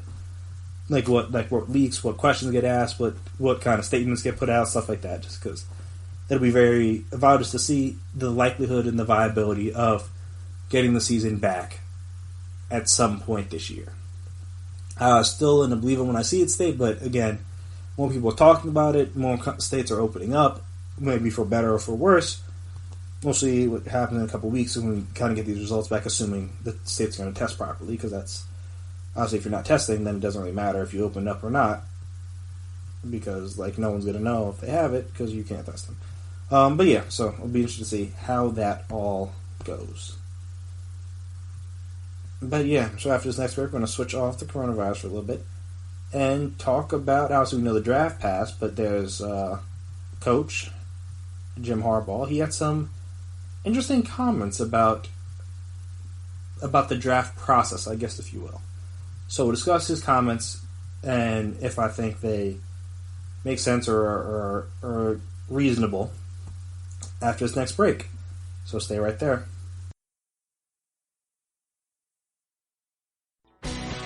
Are you looking to get your college football fix? Looking to get the latest news on your favorite school's team? The GSMC College Football Podcast is your ticket to all things college football. Join us as we talk college football from the national championship, the college rivalries, the bowl game, to the Heisman Trophy. To which conference is the best? We've got you covered for the Big Ten, SEC, Big 12, the Pac-12, ACC, and everything in between. Download the GSMC College Football Podcast on iTunes, Stitcher, SoundCloud, Google Play, or anywhere you find podcasts. Just type GSMC in the search bar.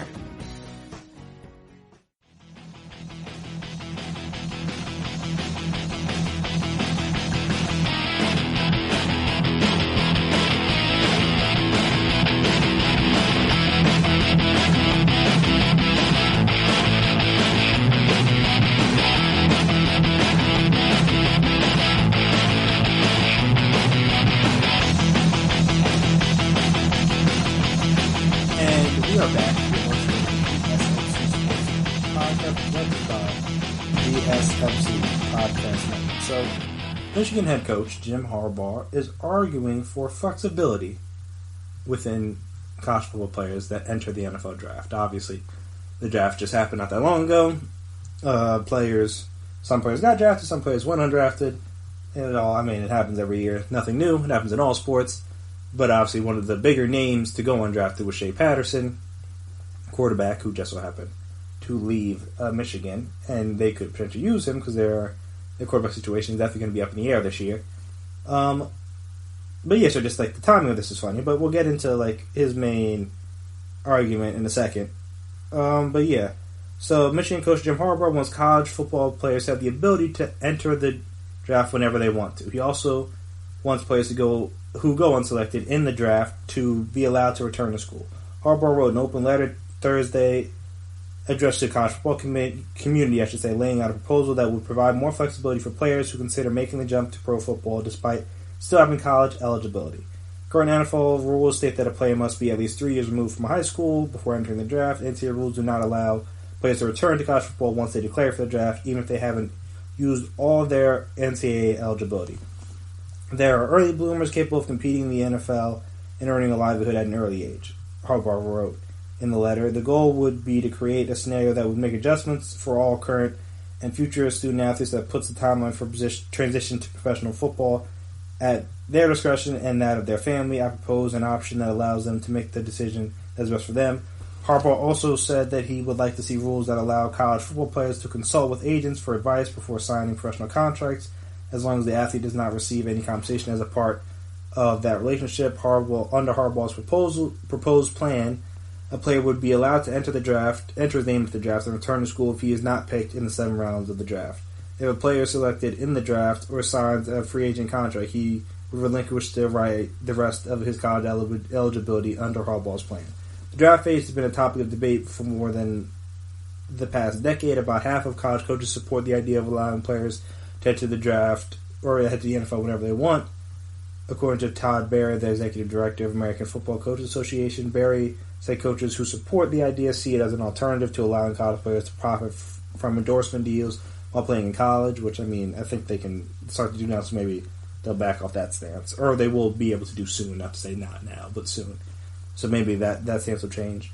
The NCAA's Board of Governors announced last week that it supports a plan, like I just said, to allow college athletes, not just football players, athletes more opportunities to make money during their time in school. Some say, hey, let's keep this current NCAA model as it is, and if they want to make more than that, they can go pro. Barry said Thursday. Harbaugh's 2-page letter makes no mention of his stance being related to the potential changes to the NFL rules about name, image, and likeness.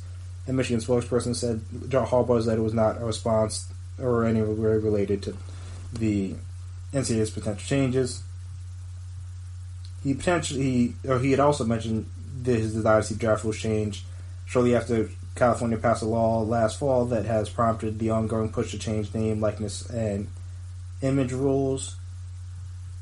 Barry says coaches who are against the idea of opening up the draft are worried it would lead to a lot of young players making bad decisions, thinking they are ready to get drafted. Changing the rules to allow players to return to the college after entering the draft would require a major shift in recruiting calendar to allow coaches to manage their rosters, which is like a big point. But yeah, I mean, that's a general overview of his letter. I mean, you can Google it, but this is all I read. This is all from ESPN, but obviously there's the letter you can find separately from that.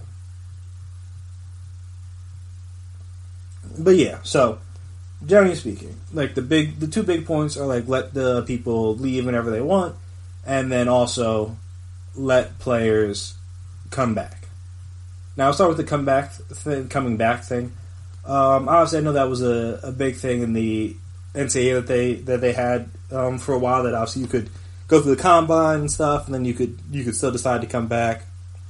Basically, what you want you to declare in the NFL, like you're done. Like you can't like go to the combine, like go through the combine if you perform poorly, or you hear from scouts like, hey, look, you're not going to get drafted that high, or you hear from people, advisors, whatever you want to call them, that you're not going to get drafted that high. Then you can kind of just come back to school. Or even just like, I know it was just, I forget exactly what the rule is now, but I know before it was like if you hired an agent that then you wouldn't be required to enter the free agent pool or like go overseas or like go to the G League or whatever. Like you could still come back if you went undrafted. So I understand his point in that regard, in terms of like it doesn't seem right to have players go undrafted that could potentially, that maybe came out too early or got bad advice or whatever. Obviously, with the guys with no college eligibility, it doesn't really matter. But for those that have maybe a year left and they decide like, hey, I think I'm good enough. Let me go see if it works out. Then maybe it doesn't work out for whatever reason.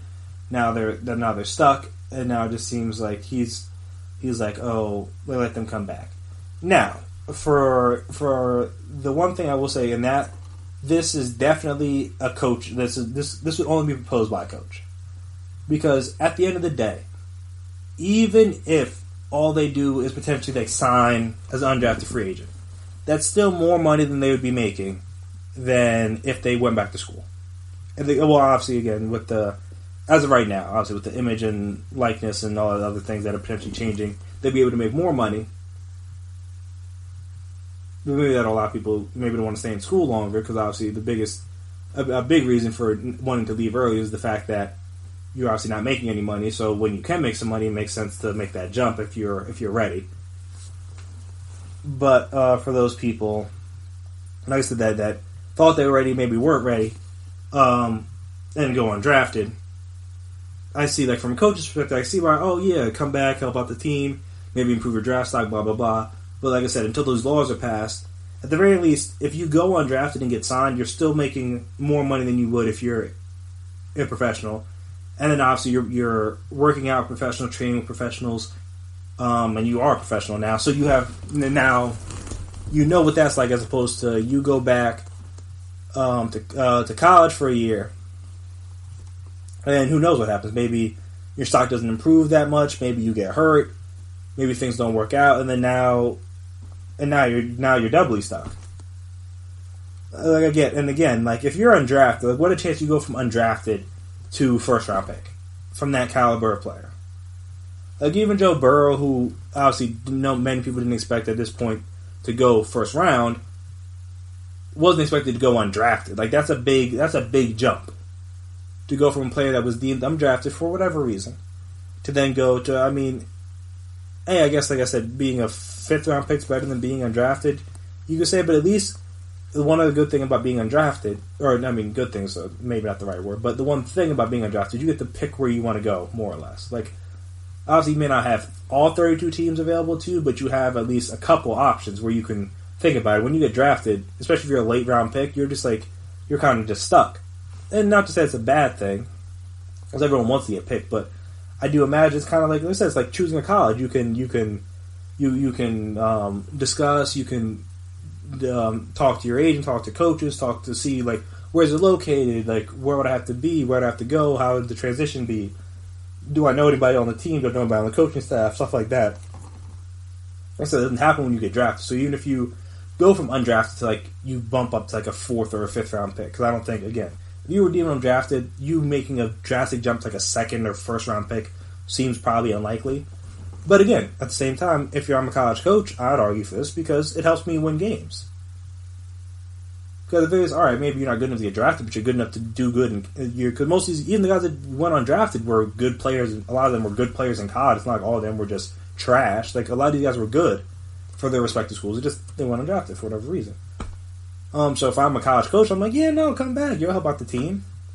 And like they kind of mentioned, you have to kind of figure out when the window for this would be, because a lot of people go to schools so they know, all right, this person's leaving or should be leaving at this time. That's kind of the could be a part of the pitch, is that like coaches like, hey, look, like this roster spot's going to be open for you next year, blah blah blah, and they can be like, all right, so I'm going to get playing time, and then like I said, if people are coming back, then that kind of throws that out the window. Then what do you do with that? And then now you got people transferring more, and that would be a whole mess. So again, in theory, it sounds good, but in practice, it doesn't make any sense. Because I mean, with basketball, it makes sense. There's only 2 rounds, so there's not that many selections. With NFL, there's 7 rounds.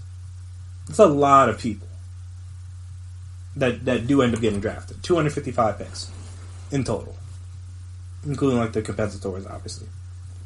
That's a lot of chances.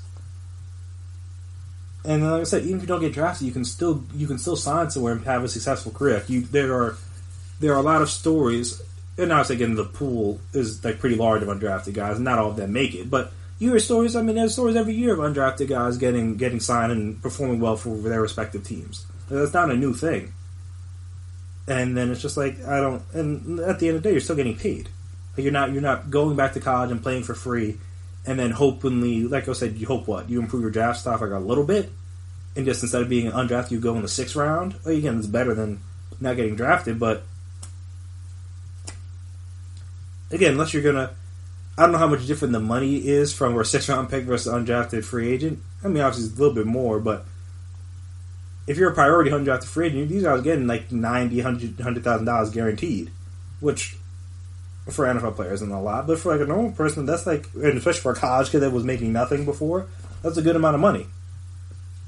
So I'm just like, what's the benefit of players coming back other than like, all right, you may improve your draft stock, but again, when there's only 2 rounds of draft like there is in the NBA, then you can go from undrafted to like a 1st round pick. Like that's a big jump, and that's a very possible jump. For the NFL, there's 7 rounds. It's that you have to leapfrog so many guys and play so well. But then even if that happens, it's like, all right, well, what then? Why did this guy go undrafted last year? People are going to like pick into you and try to mess with you. And then again, if you don't have a good year, then it's just like, all right, well, you're not going to get drafted again. Like, if you don't get drafted, come back, and then don't like massively improve your game, then like you're just going to go get drafted again. You could have just been a professional for a year. Which that's not really that helpful in my opinion. Though again, for a coach, sounds good. And also like the age thing I get, but I think a lot of that maybe will be changed once the players getting paid more. Because again, the biggest thing for the age thing is like, all right, guys, like Chase Young, did he really need to play this year? Does Trevor Lawrence really need to play? I mean, he probably does because he was a little shaky to be in the season, and he still could probably put a little bit more muscle on. He's not really. I don't know if he's ready for big time NFL hits week after week. But there are definitely players that have been, you're just like, all right, this guy's pro ready after like their sophomore year. And you kind of hope they just don't get hurt. So they can make it to junior year. And they can make it out of junior year. So you get the point of being like, hey, let them choose whenever they want to leave. I get that from their perspective. But at the same time, I think that'll be maybe alleviated. Some of that stress, that pressure to want to leave and go make money will be alleviated once they can obviously make money off their likeness, image, and potential endorsement deals, stuff like that, while in college. Because you have those, because the guys getting endorsement deals, not everyone's going to get it. It's going to be the elite of the elite that we're talking about that could be the guys that could potentially leave school early. And they can get at least a little bit of money in college that maybe incentivize them to not want to leave if they were allowed to, obviously. And they're not allowed to yet. But I don't think that's well, it's definitely an important question because, again, you're playing for free, so you always risk that. But right now, I think that's probably wait to see how this whole paying players or paying athletes thing works. Once we have an idea about that, then all right, maybe we can have a discussion about the age thing. But also, I guess it's just like in fairness to the player, like get why it's 3 years because again, a 19-year-old is not ready to deal with 27, 28-year-old 5-6 year vet in the league strength. Like your muscles and your man body just isn't together yet. NBA is a little bit different. You're not literally getting attacked every play, and the whole point of the play is to hit you as hard as I can legally and bring you to the ground. That's not the point of the NBA. So you can be a little bit skinnier, you can be a little bit lighter, and still like do well. It's all you see when guys like Kevin Durant, Giannis came to the league. They were nothing, and they were able to. I mean, Giannis, it took a little bit more time, but Kevin Durant was great for the moment he stepped into the league. And again, I don't even think he could do the bench press at the combine. But you don't need to in that. Like, if you were that skinny coming into the NFL, you'd get killed. It would not be safe for you. And again, but that's what I'm saying. Those guys wouldn't go pro. But, like I said, I get the point from their perspective. So, guys, I don't think this proposal will go anywhere. But it's just interesting to hear, just because it was kind of funny that it was from Harbaugh, obviously, with his quarterback being the guy that was one of the most noteworthy undrafted guys, because obviously people thought he at least was going to get drafted somehow, and then he ended up not getting drafted. He was on side for like a while, too. That was like the weirdest part of it. So I understand he's probably coming down in support of his guy indirectly. But, yeah, I just don't think it makes much sense at this moment in time. Maybe it will down the line, but right now I just don't see the point. And at the end of the day, you're still getting paid. And like I said, I don't know how much improvement you expect from an undrafted guy from 1 year to the next. Unless it was from like injury. If it's from injury, then all right, maybe But then even then, you could get injured again. So it's like, you might as well at least let me rehab while I'm getting paid to rehab as opposed to doing it for free. That seems better to me. And in theory, you have better medical staffs and stuff in the pros than you do in college. So, like I said, doesn't make that makes no sense. But again, I get Harbaugh's point, see where he's coming from, but it's just like, to me, that doesn't make sense. To let players leave early, that makes a little bit more sense. But like I said, we'll see how that, if that's still a topic of discussion once players are allowed to be paid. But speaking of rookies, after this next break, seeing as, like I said, the schedule just came out, I thought it'd be interesting to look into some rookie debuts that I'm looking forward to. Obviously, again, ways away, but I figured like it's topical. The schedule just came out, might as well discuss it. So we'll talk about a couple of those rookie debuts I'm looking forward to right after this break. Stay right there. Check out the show built around the women of MMA. From the UFC, Invicta FC, Bellator, and One Championship. We got the fights covered. It's the Golden State Media Concepts Women's MMA Podcast. The latest news of upcoming fights, discussions of previous matches. Join us as we talk to and about the biggest names in women's mixed martial arts. Past, present, and future. When it's the women's fight game, you know where to listen to. The Golden State Media Concepts Women's MMA Podcast.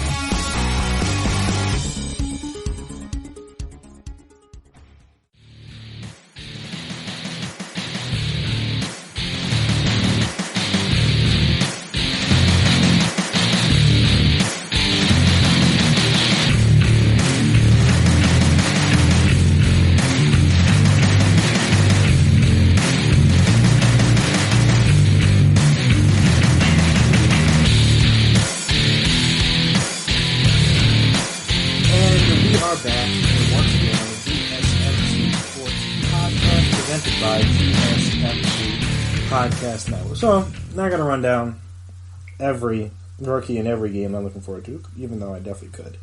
But I was going to touch on a few here and there. Probably the biggest potential debut, or debuts between rookies in matchups, potentially could be the Bengals play the Chargers week 1 in Cincinnati. So, you got potentially the number 1 overall pick in Joe Burrow, assuming he was a starting job, but obviously with Andy Dalton there, should be able to beat out Ryan Finley. And then the number 6 overall pick, Herbert, who probably is going to end up sitting. But hey, you never know. Maybe Tyrod gets hurt. Maybe he beats him out in camp. Whatever. There's potential that Herbert could be the starter. Doubtful, but it's not impossible. So you could have 1 versus 6 to open the season. That'd be interesting. And obviously, with that, you got Joe Burrow back in Ohio now, obviously where he's from, where he originally went to school. That's going to be the first game of his career, is back in Ohio, in Cincinnati, playing for the Bengals. I mean, that's a great debut. And again, he's going up against a tough defense, obviously. You got Bosa, you got Ingram, you got Derwin James, you got Desmond King, Casey Hayward. Like, there's no slouch. Again, it's not necessarily like it's not the Niners or like the Steelers or maybe even the Bears potentially, or Patriots. But it's a very solid defense. Obviously, a lot of their issues last year were just health wise, which unfortunately it seems like is always the issue for the Chargers. Just health is just ever since they did run by LT, in my opinion, they've had issues with health from everyone involved. So. It's unfortunate for them, but yeah, that's definitely a game and a debut that I'll be keeping my eyes on, just because, like I said, it's just a cool moment for Burrow. And obviously, again, you could potentially have 1 versus 6, which would be a fun matchup. Again, unlikely, but not impossible. So that'll be fun. Another debut I am looking forward to is maybe a little less heralded one, but could be. It's in the Packers-Viking games. But the debut of Justin Jefferson. So, obviously, as we all know, Stephon Diggs was traded to the Bills this offseason. So, the Vikings definitely have some targets to give out now that it's just basically Adam Thielen at the receiver position, and some other guys. But just like Justin Jefferson could very well be the number 2 by the time the season starts. So you got him in a divisional matchup at home in his first game going up against the Packers, who, as has been well documented, did not draft a receiver in any round, let alone the first. And I think there was reports that Aaron Rodgers and maybe some other people liked Justin Jefferson as the prospect and were potentially hoping that he could be their own pick. Obviously, it didn't end up happening. He ended up going to the division rival, which was definitely unfortunate. But yeah, that's an interesting dynamic to that first game. Is just, and I mean, you could do this for all the rookie receivers, really, just the debut of the rookie receivers. Because you got, 6 that went in the first round, and 6 that could be very important to their team's success, not only just throughout the season, but in specifically week 1. Then you got Henry Ruggs probably going to play a role. You got, like I said, Justin Jefferson, who's definitely going to have a role. Jerry Jeudy, who's definitely going to have a role. CeeDee Lamb, who's going to be the wide receiver 3 at worst for the Cowboys. Jalen Reagor, who is, depending on if Alshon's healthy, could potentially, like I said, be a wide receiver 2. Probably if Alshon's healthy enough to play, even though he's probably going to start on the PUP list, he's probably going to be like wide receiver 3, 4, somewhere around there. But again, they brought him in to use him. Could be on punt returns, could be on kick returns. Could actually have some like jet sweeps and stuff to get him jump started. So yeah, I mean, you could argue that for almost any receiver, but I think this particular matchup is just interesting, just because, like I said, it's going up against the Packers. It's a division game, and it's a situation where the team that he's playing against could have been the team that drafted him. So that's just a funny dynamic to add to that game. So you got that one. Speaking of the Eagles, you got Chase Young making his debut in... I think, because he's from the DMV area. So, if I remember correctly, I want to double check that, but I'm pretty sure he's from the DMV area. And now he's playing at home with Washington, and their first game will be in Washington. So it's a cool moment for him. Yeah, he's from Maryland. So yeah, so playing in the their stadium's in Landover, I believe, Maryland, somewhere around there. But again, in the DMV area, that's the main important. But yeah, so he'll be playing at home, much like Joe Burrow, playing at home for his hometown team against a division. Oh, well, I guess not Burrow, not a division rival, but Chase Young's division rival, going against some good tackle. Well, at least if he lines up on the right side, it'd be a very good tackle in Lane Johnson. And if he lines up on the left side, could be Jason Peters if the Eagles bring him back. Could potentially be Andre Dillard, the first round pick last year for the Eagles. So yeah, it'd be interesting to see how that matchup plays out. Because, like I said, you got him back at home, and obviously with added to that defensive line, all those high draft picks they have on the defensive line for Washington, makes a very formidable front 4. Or I guess potentially 5, depending on how because they run the 3-4, so how many people they want to have on the line at one time. But you got him, you got Montez Sweat, you got Jonathan Allen, Deron Payne, Ryan Kerrigan, Matt Ioannidis, who I don't think was a first round pick, but again, just a good player. All those guys, any combination of those guys, could be rushing the pass at the same time. I mean, put him on one and Ryan Kerrigan and Montez Sweat on the other. Tell them to get after the passer with, like I said, Jonathan Allen, Deron Payne, Ioannidis clogging up the middle. It's going to be tough. But yeah, so that's definitely a fun matchup to see how that goes, to see how he looks. Because obviously he was dominant at Ohio State, and you just want to see if that carries over. And let me see what else. What are the good matchups? You got for the Lions Bears, you got Jeffrey Okudah, Ohio State guy, potentially matching up with the Penn State guy, and Allen Robinson in his first game. And I mean, he's going to be another. Honestly, when you draft a guy high, you expect him to play well, obviously, 1, and 2, very soon. So I think I would be shocked if Okudah wasn't a starter out there week 1. And like I said, he's going to have a solid test, because maybe Allen Robinson isn't Michael Thomas. He's not DeAndre Hopkins. He's not Julio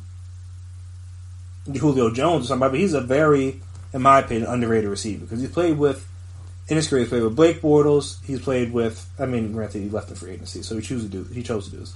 But he's played with Mitch Trubisky and he's played with Chase Daniel. Now he's going to play with Nick Foles. And you could argue Nick Foles is the best of those 3 or 4.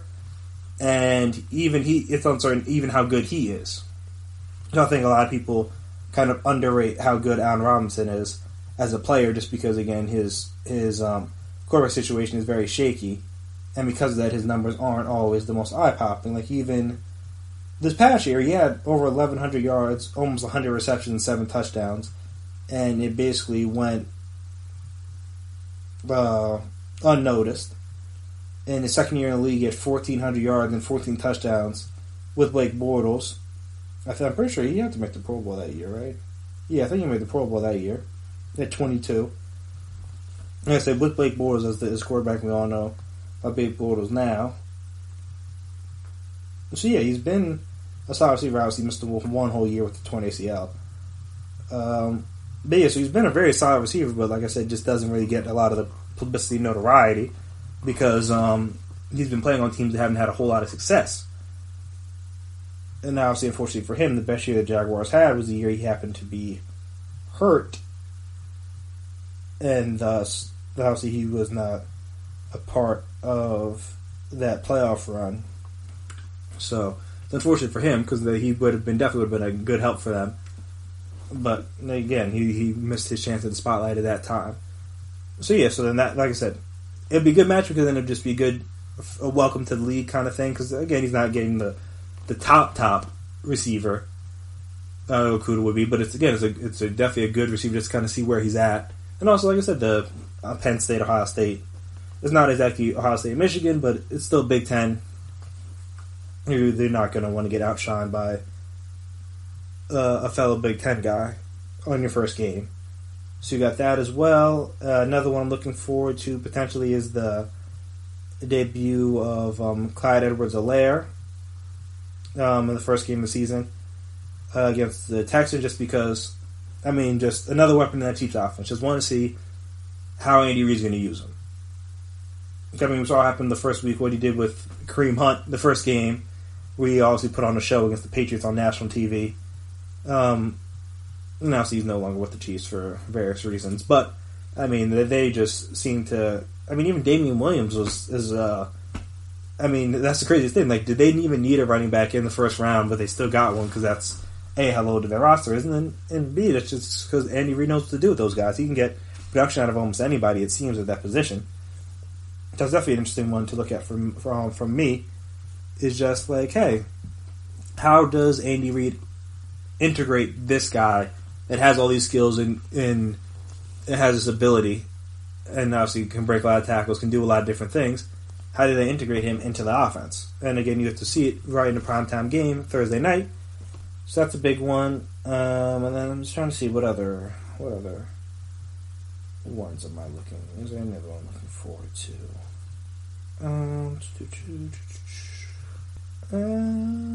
No, like I said, I already touched on the rookie receivers.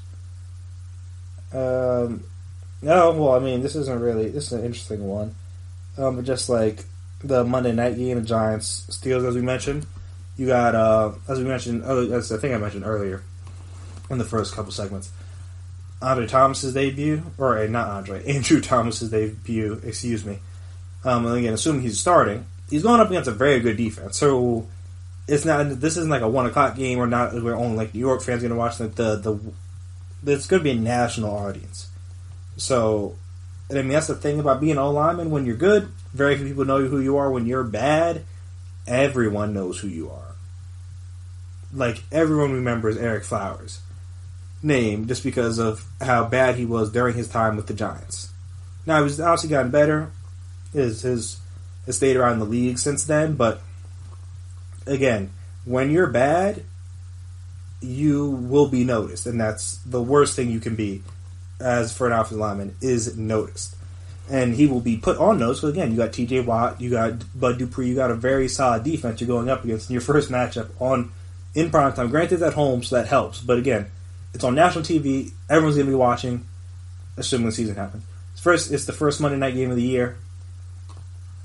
Everyone's going to be locked and loaded. And if you struggle, people will notice. If you play well, no one's probably even going to mention it. But if he struggles, people are going to notice. And again, he's going up against a good defense, a good defensive, a good defense, good pass rushes, all that stuff.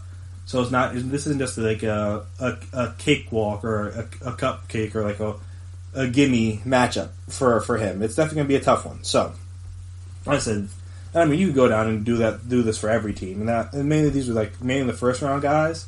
And I talked about, but you could talk about third, fourth round guys are going to be just as vital to their team as potentially as the first round pick for all these different teams involved. But those are just a couple of my debuts I'll be looking forward to. Obviously, like I said, you may have different ones, and if you do, let me know. We can debate, we can discuss them, we can talk through them on social media, which you can find us on Twitter, find us on Instagram, find us on Facebook. Come, let's have a discussion about all of that. Also, if you haven't already, make sure you subscribe to the podcast. Make sure you never miss an episode. Make sure I was on top of when we drop the latest stuff. If you could please as well, if you like what you've heard today, if you like what you've heard in the past from the GSMC Sports Podcast team, then please give us a 5-star rating, write us a nice review. Be very appreciated, very helpful. I want to see what you guys like, what you guys dislike, all that fun stuff. But I want to thank you guys again for listening to another episode of the GSMC Sports Podcast presented by GSMC Podcast Network. As I said, I always appreciate you guys taking the time out of your days to listen to me talk about sports for however long I talk about sports that episode. And also, as I like to do, like I said, every episode now, we give a shout out to the essential workers, the doctors, nurses, grocery store people, the Instacart people. My family just got Instacart delivered for the first time. Very convenient. But again, appreciate those guys. They're out there risking their life, potentially. Again, if you have pre-existing conditions and stuff like that, or maybe risking the life of your family members, because again, you could potentially have it and pass it along to somebody not even know that you had it. So like I said, give a shout out to them, because again, this is a service that many people wouldn't think is that essential, but as we see now, we realize just how important grocery stores and stores like that are to everyone just being able to survive, let alone live a normal life, but just get food, get water, get at basic necessities. I don't know what we would do if we weren't allowed to go to those stores. So shout out to all those guys, and then like I said, the doctors, nurses, police officers, everybody else, making sure everybody's safe and healthy, and the streets are clear potentially. Again, the protests are an interesting thing, but again, making sure everything's as safe as it can be, so eventually we can get back to something that resembles normal. It's not going to be the same, something that resembles normal. So shout out to all the essential workers out there. Truck drivers, delivery drivers, mail delivery people, everybody. Like I said, everybody still has to work and do essential, quote-unquote, jobs. Shout out to you. If no one else lets you appreciate it, you can get it from me. You very much appreciate it. But that'll do it for me here today. I've been Chris Blades. I want to thank you, like I said, thank you again for listening. That has been my time. And until next time, peace out. You've been listening to the Golden State Media Concepts Sports Podcast, part of the Golden State Media Concepts Podcast Network. You can find this show and others like it at www.gsmcpodcast.com. Download our podcast on iTunes, Stitcher, SoundCloud, and Google Play. Just type in GSMC to find all the shows from the Golden State Media Concepts Podcast Network, from movies to music, from sports to entertainment, and even weird news. You can also follow us on Twitter and on Facebook. Thank you, and we hope you have enjoyed today's program.